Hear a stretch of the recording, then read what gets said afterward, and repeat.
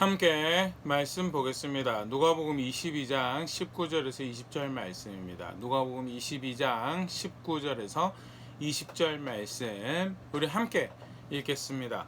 또 떡을 가져 감사기도 하시고 떼어 그들에게 주시며 이르시되 이것은 너희를 위하여 주는 내 몸이라 너희가 이를 행하여 나를 기념하라 하시고 저녁 먹은 후에 잔도 이와 같이 하여 이르시되 이 잔은 내 피로 세우는 새 언약이니 곧 너희를 위하여 붓는 것이라. 아멘.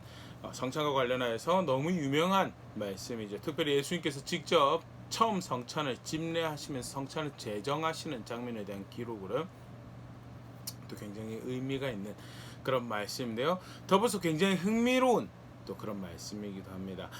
예수님께서 빵을 또는 떡을 떼시면서 이것이 내 몸이다 라고 표현하시고 또 잔에 담겨있는 포도주를 향해서 이것이 내 피로 세우는 새 언약이다 라고 표현하셨던 부분, 빵을 살이라고 칭하시고 잔과 그 안에 담겨있는 포도주를 피라고 칭하셨던 이 대목은요, 실상 이제 교회 역사 안에서 이제 다양한 해석들의 이해를 자아내고 또 그와 관련된 오해들을 만들어냈습니다. 오늘 관련하여서 하이델베르그 요리문답 78문답 79문답 함께 생각해 보도록 하겠습니다. 먼저 문답 같이 한번 읽어보면요. 78문답 질문: 떡과 포도주가 그리스도의 실제 몸과 피로 변합니까? 답: 아닙니다. 침례의 물이 그리스도의 피로 변한 것도 아니고 죄 씻음 자체도 아니며 단지 하나님께서 주신 표와 확증인 것처럼 주의 만찬의 떡도 그리스도의 실제 몸으로 변하는 것은 아닙니다. 성찬의 떡은 그리스도의 몸이라 하는 것은 성례의 본질을 나타내는 성례적 용어입니다. 이 성찬에 사용되어지는, 특히 좀 전에 우리가 읽었던 요절 말씀이었죠. 떡과 포도주와 관련하여서 성경적 이해에 대해서 간략하게 요약하고 소개하고 있는 그런 문답인데요. 계속해서 79문답 또 같이 보면요. 질문: 그렇다면 왜 그리스도는 떡을 그의 몸이라 하시고 잔을 그의 피 혹은 그의 피로 세우는 새 언약이라고 말씀하십니까? 또한 바울 사도도 왜 그리스도의 몸과 피에 참여하는 것에 대해 말합니까? 답: 그리스도께서 그렇게 말씀하신 데는 중요한 이유가 있습니다. 마치 떡과 포도주가 육신의 생명을 유지시키듯이 십자가에 달리신 그의 몸과 흘리신 피가 우리의 영혼을 영생으로 이끄는 참된 양식과 음료라는 사실을 가르치려 하셨습니다.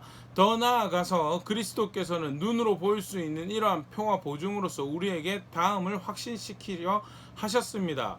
첫째, 우리가 그리스도를 기념하면서 이 거룩한 표를 육신의 입으로 받아 먹는 것처럼 실제로 성령의 역사에 의해 우리가 그의 참된 몸과 피에 참여합니다. 둘째, 그리스도의 모든 고난과 순종이 확실하게 우리의 것이 되어 마치 우리 자신이 직접 모든 고난을 당하고 우리의 죄값을 하나님께 치른 것과 같습니다. 예수님께서 이 빵과 포도주를 비유적인 목적으로 사용하신 이유에 대해서, 그것으로 가르쳐지는 신앙의 모습에 대해서 성경에서 가르치는 바를 또 간략하게 요약하여 소개하고 있는데요. 앞서 이야기 드렸던 것처럼 빵과 포도주로 예수님의 이 십자가를 상징하는 것으로 해서 이제 발생하였던 교회사의 이제 이해에 관련해서 오늘 간략하게 살펴보려고 합니다. 우리는 사실은 이제 지난 오랜 이 학습과 공부의 결과죠. 이제 교회 역사 지난 2000년 동안에 이제 각 이 내용이 이제 정리가 되어서 실제로 이 성찬의 떡과 포도주를, 빵과 포도주를 이제 상징으로만 생각을 하는데요. 사실 천년이 넘도록 지금도 여전히 사실은 이 예수님의 이 빵과 포도주와 관련해서 의견이 갈리고 있는 부분이 있는데요. 첫 번째 우리 생각해보기 화채설이라는 이해가 있습니다. 화채설은 로마 카톨릭에서 주장하고 있는 이해인데요. 뭐냐라고 할 때 간단하게 설명하면요, 미사 중에 이제 그들 예배죠. 미사 중에 사제가 말씀을 인용하면서 이것이 나의 몸입니다 라고 예수님 말씀 인용하여서 선언하고 또는 축도로 기도를 할 때 말할 때 빵과 포도주가 예수님의 실제 살, 성체라고 그들 표현하고요. 또 예수님의 실제 피, 성혈로 변한다라고. 그래서 성찬에 참여하는 사람이 실제 그 예수님의 살과 피를 대하는 것이다라고 그렇게 주장하는 이해인데요. 근거로 이야기하는 것이 오늘 우리가 요절로 읽었던 말씀, 그걸 근거로 이야기를 합니다.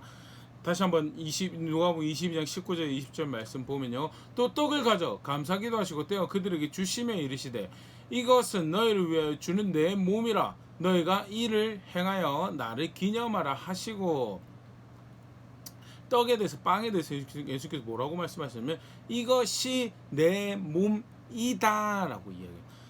이렇게 이제 영어로 치면 비동사죠. 비동사 뭐뭐시다라고 직접적인 그거의 상태에 대한 묘사로 이제 표현하는 그런 단어가 사용되었고, 헬라어의 실제 원문에서도 비동사에 해당되는 에스틴이라는 단어가 사용이 되었는데요. 그래서 이 이제 그 캐톨릭 신학자들은 예수님이 이것을 자기 몸이라고 이야기했는데 어떻게 단순히 상징으로만 이해할 수 있느냐는, 이것은 실제로 그래서 이 미사 때 사제가 떡을 축복을 하면 이것은 실제로 예수님 성체로 바뀐다라고. 그래서 우리는 주의 만찬이라고 표현하는 것을 걔네는 성체 성례라고 그렇게 표현을 하게 되는데, 계속 20절 저녁 먹은 후에 잔도 이와 같이 하여 이르시되 이 잔은 내 피로 세우는 새 언약이 곧 너희를 위해 붓는 것이라면서요. 여기 피도 그 이 뭐죠?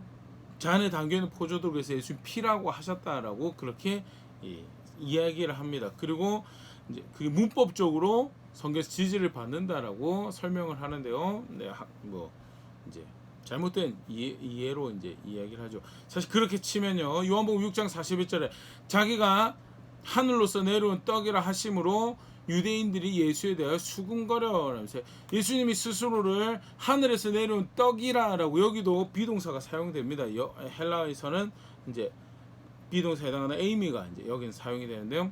내가 하늘로부터 온 떡이다라고 이야기를 하면 그러면 예수님이 여기 스스로 떡이라고 이야기하신가? 비유죠. 비유. 요한복음 15장 1절도 마찬가지. 나는 참 포도나무요 내 아버지는 농부라. 여기서도 비동사, 에이미 동사가 사용되는데요. 그러면 예수님 나무냐, 예수님 떡이냐라고 할 때 이건 비유다라고 이야기를 하면서 왜 누가복음 본문에 이거는 비유가 아니라고 이해를 하는가? 특별히 실제로 예수님 육신을 가진 예수님 몸이 그 상에 공존하고 있었는데 제자들이 빵을 먹으면서 예수님 살을 먹는다라고 이해를 가지지 못한 정황인데 그걸 굳이 예수님 몸으로 변한다라고 주장을 하는 것은 억지다라는 것이 이제 흔히 말하는 개신교 개혁교회의 입장이고요. 그래서 이제 캐톨릭의 화채설은 이제 성경적이지 않은 이해로 받아들이는데, 이 화채설이 단순히 그냥 성찬에 대한 그 아쉬운 잘못된 이해 정도 수준이 아니고 굉장히 큰 많은 오류를 이제 또 자아내게 됩니다. 대표적인 여파로는요, 이제 그 캐톨릭에서는 미사를 할 때 성체 성례를 이제 우리로 치면 주의 만찬을 대하는데요. 실제로 빵과 포도주가 예수님 살과 피로 변한다라고 믿고 있기 때문에 그 미사 때 행하는 이 성례가 십자가의 희생과 동등한 희생이다라고 그렇게 주장을 합니다. 미사는 참된 희생의 제사다라고. 그래서 그렇게 우리는 예배의 개념으로, 감사의 예배의 개념으로 예배를 마주한다면요, 캐톨릭에서는 미사를 여전히 제사의 의미로 누앙스로 가지고 있고, 그 한 중간에 있는 것이 실제 예수님의 살과 피로 변하는 성례다라는 것에 대해서 아주 그릇된 이해를 만들게 됐죠. 사실 성경에서는 단번에 다 해결되었다라고 가르치고 있는데 마치 그 희생을 또 행하고 그게 이제 구원을 위해서 반드시 그래서 필요한 이 조건이 되어버린, 이 성찬을 받는 게 구원의 조건이 되어버리고 그런 미사에 참여하는 것이 구원의 조건이 되어버리는 그런 이해로 오게 되고, 더불어서 이게 이제 또 어떤 심각한 문제를 가지게 되냐면 사제가 축사를 할 때 빵과 포도주가 실제 예수님 몸과 피로 변하기 때문에 예수님 살이 예수님 피가 여기 있는데 이게 구원의 수단이 되지 말씀의 권위가 이 성례보다 이제 떨어지게 되는, 성례가 오히려 말씀보다도 더 권위를 가지게 되는 그런 그릇된 이해도 이제 자아내게 되고요. 더불어서 이제 그런 이해 가운데 이 속칭 이제 그들 표현 이제 성체와 성혈을 잘못 다루어가지고 함부로 다루어가지고 땅에 부스러기가 떨어지고 흘리게 되고 그런 일들이 발견하면 그게 이제 경계해야 될 죄다라고 이야기를 해가 돼가지고 일반 성도들한테 성찬을 나누지 않는 이종 성찬을 두 종류 성찬을 다 나누지 않고 그런 사진들 보신 적이 있으려 생각되는데 캐톨릭에서 이제 이 성찬을 할 때 잔은 나누지 않으면서 떡만 이 전병 밀 전병만 이 사제가 직접 입에 이렇게 넣어주는 그런 게 이제 다 이런 이해에서 성체로 변했기 때문에 예수님의 이 몸의 부스러기가 땅바닥에 흘려지면 안 되고 버림받아지면 안 되고 포도주 같은 경우도 예수님 피가 되었기 성혈이 되었기 때문에 흘려지면 일이 안 되기 때문에 정작 교회와 성도가 은혜의 수단으로 주어주신 예수님의 명령으로 제정되어지고 은혜의 수단으로 주어진 이 성찬을 누리지 못하고 그걸 통해서 확신을 주시고 또 격려하고 위로하는 수단으로 삼시 예수님 뜻이 이루어지는 것에 방해가 되는 선택을 만들었던 오류가 또 벌어지게 되죠. 그래서 미사를 구원의 수단으로 성례를 구원의 수단으로 받아들이고 말씀의 권위를 떨어뜨리고 이종 성찬을 거부하는 그런 굉장히 심각한 이단적 사이비적인 모습을 만들어냈던 게 이제 이 화채설과 관련이 있고요. 더불어서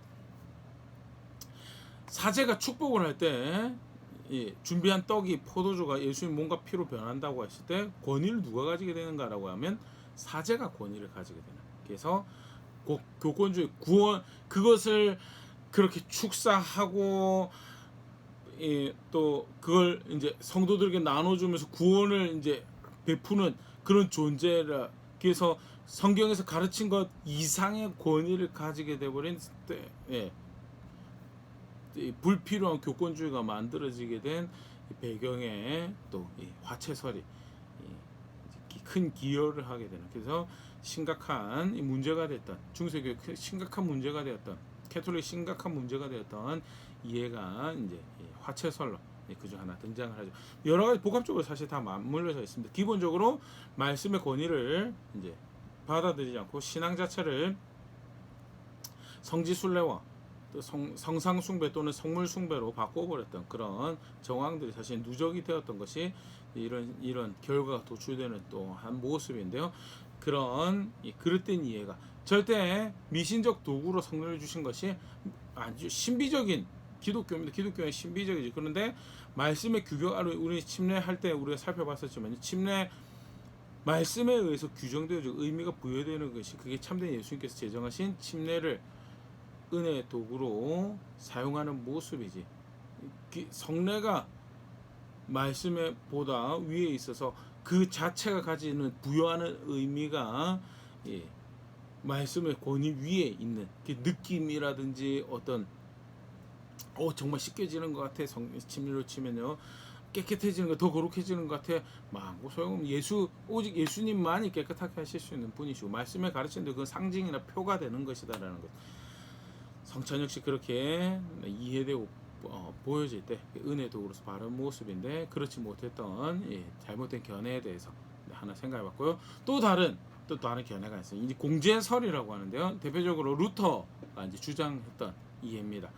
간략하게 설명을 하면요, 빵과 포도주가 이제 캐톨릭처럼 실제 살과 피가 되는 것은 아니다. 하지만 우리 살펴봤던 누가복음 말씀처럼 누가복음에 분명히 이것이 내 몸이다라고 말씀하셨고 이것이 내 피다라고 이야기하셨던 그런 부분에서 신비한 방법으로 그리스도의 실제적인 몸이 빵과 포도주에 임하신다라고 이해했던 것이 이 공제설이에요. 여기 공통으로 임재한다라는 그런 표현이죠. 실제로 살과 피가 되는 건 아니지만 예수님께서 이게 내 살과 피가 된다 이다라고 이야기하셨기 때문에 신비적인 그런 임재가 있을 것이다라고 이야기를 하고요. 또 다른 성경적 근거로 고린도전서 10장 16절을 이야기를 합니다. 우리가 축복하는 바 축복의 잔은 그리스도의 피에 참여함이 아니며 우리가 떼는 떡은 그리스도의 몸에 참여함이 아니냐. 그래서 그 성찬에 참여하는 것으로 예수님 피에 참여하고 성찬에 참여하는 것으로 예수님 몸에 참여한다는 이 표현이 실제적으로 이루어지려면 어떻게 해서든 신비로운 방법으로 이 빵과 포도주의 이제 비유적인 표현이지 사실 고린도전서 10장 16절 비유적인 표현인데 그것이 이제 문자적으로 이루어지려면 신비적인 방법으로 예수님 몸이 임해야 되고 그래서 예수님 몸이 임한다라고 변하는 건 아니고 변하면 캐톨릭이고 임한다라고 주장을 했던 것이 루터의 이해인데요. 뭐 다 떠나서 아까 이제 비유적인 부분은 이제 캐톨릭 할 때 우리가 요한복음 말씀 이제 보면서 이 문법적인 것도 이야기했었고요. 성경에서 다른 신약 성경에서 가르칠 때 예수님의 본체는 쉽게 말해서 육체적인 몸은 십자가 이후에 승천하시고 난 다음에 어디 있느냐라고 하나님 우편에 있다는 골로새 3장 1절 그러므로 너희가 그리스도와 함께 다시 살리심을 받았으면 위의 것을 찾으라 거기는 그리스도께서 하나님 우편에 앉아 계시느니라. 실제로 예수님의 본체는 하나님 우편에 앉아 계시고 성경의 사역을 통해서 그 교통하신 가운데 신비적인 방법으로 성도 안에도 임하시죠. 그런데 그것은 영적인 임재이지 그의 몸이 임하는 건데 그의 몸의 실체는 육체는 하나님 우편에 있다라는 것이 성경에서 가르치는 바고요. 언제까지 거기 계시느냐라고 했을 때 히브리서 2장 13절 어느 때 천사 중 누구에게 내가 너의 원수로 너의 발등상이 되게 하기까지 너는 내 우편에 앉아 있으라 하셨느냐 하면서 하나님 아들이 원수가 정복되어지고 점령되어지는 이제 재림을 통해서 이제 최후 심판을 가하시는 그때가 되기까지 하나님 우편에 앉아 계신. 그래서 예수님의 육체가 다시 나타난다라는 것은 결국 무엇을 의미하는가? 재림을 의미하는 거고 심판 때까지 예수님께서 하나님 우편에 앉아 계신다는 것이 성경에서 가르치는 바다라는 것. 그러면 신비한 방법으로 임재한다라는 것 자체가 사실은 다른 신약 성경 내용에서 지지를 받지 못한다라고 보는 것이 더 성경적인 이해로 이제 받아들여지고요. 그래서 공제설도 루터가 이제 그 문법 하나하나 말씀 하나 신경 써서 보려고 했던 그 정신은 이해가 되지만 사실 비유로 보았을 때 훨씬 더 그 의미가 문맥상 더 바른 이해고 풍성하게 전달되는 부분에서 이제 좀 안타까운 이해로 그렇게 보게 되죠. 그러면 이제 일반적으로 보수 교단에서 다른 개신교회에서 받아들이는 이해가 뭔가라고 할 때 상징 또는 영적인 임재로 이제 받아들이는데요. 성례와 성찬은 상징이다. 침례도 상징인 것처럼 성찬도 상징인 거고 그리스도의 영이 성찬 가운데 임하셔서 성례가 은혜의 도구로 기능하도록 역사하신다. 빵과 포도주에 성령께서 임하시는 것이 아니고 성찬하는 그 예식 가운데 예수님께서 명령하셨죠. 예수님께서 제정하신 것입니다. 그 말인즉 그것이 예수님을 기념하는 도구로 되게 하시겠다는 은혜를 베푸시겠다라는 또 다른 의미가 되는 것이고 하나님의 영이 실제로 그렇게 그 가운데 임하셔서 참여하는 사람의 마음 가운데 그들이 가지고 있는 신앙을 예수 그리스도에 향한 열정을 위로하시고 격려하시고 확인하시는 그런 수단이 될 수 있도록 역사하시는 상징이고 표지 그 이상도 그 이하도 아니다라는 것. 실제 성경의 가르침이 그렇게 부합하죠. 먼저 요리문답에서 봤지만요. 상징적인 표로 그것을 대하면서요.